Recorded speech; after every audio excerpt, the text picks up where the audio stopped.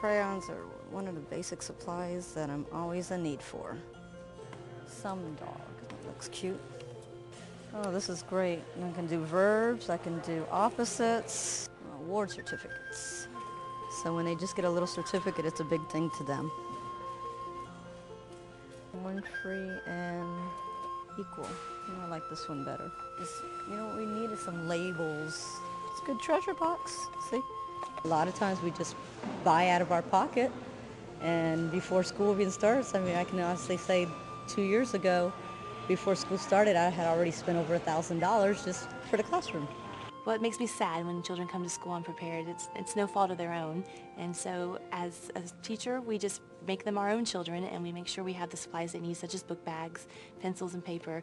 And thanks to Educational Foundation and the teaching tools, we're able to supply them with the needs.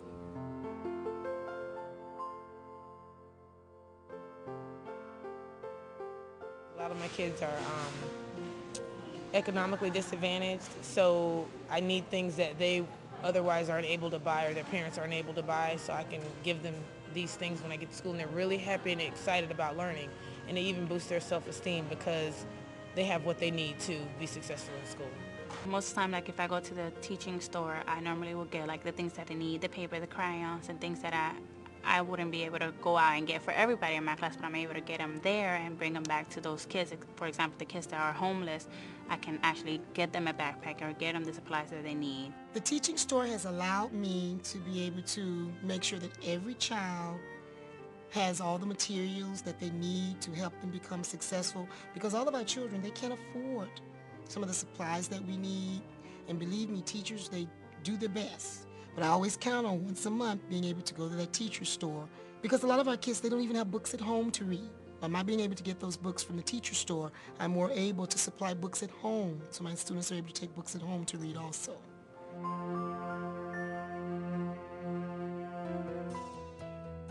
Most of our students coming to our school are from homes at or below the poverty level, so they're very limited resources, and we do our best to contact whatever agencies that are out there to provide the basic tools that children would need: backpacks, pencils, paper, those types of things. And so we do a lot of seeking out partnerships to provide those basic tools for children. Even at the lowest age, everybody is embarrassed by what they don't have compared to their friends or the children and the peers around them.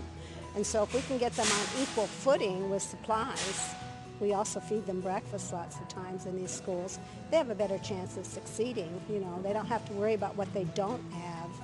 They can worry about what can I do next with the things I have. It's interesting, whenever we're out and talking about teaching tools or even talking about our grants program, we'll be talking to someone who's not a teacher but whose daughter is, or whose son is, or whose spouse is, and they'll say, yeah, you know, they're just trying to put together their classroom. We went to Target or we went to Staples and they spent $700. Very common, and it's very challenging for a new teacher to be able to pull out of their pocket enough money to actually totally equip the classroom the way they want. Then the youngsters come the first week of school and they realize they have some kids who they don't have pencil, they don't have crayons, they don't have the paper that they need, much less a backpack.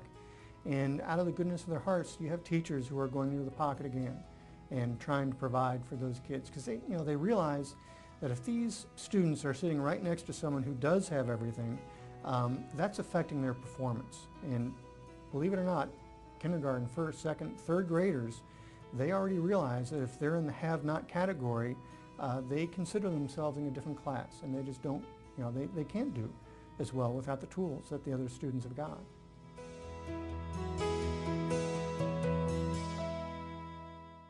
I'm going to be a professional baseball player. A regular kid doctor. An actress or a singer. When I get older, I want to be a teacher. A surgeon. If I go to college, I guess I can get a good education and more opportunities.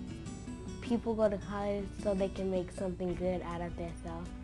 I feel I could do anything if I study hard and I keep on practicing. I would like to finish college and get a degree. I don't know what I want to be when I grow up yet. We'll try to get a full scholarship and go to Harvard. Is that how you call it, right? Harvard? Yeah. And then I'm going to become a lawyer. I hope that things work out really good for our kids and in life and in the future, because our kids are our future.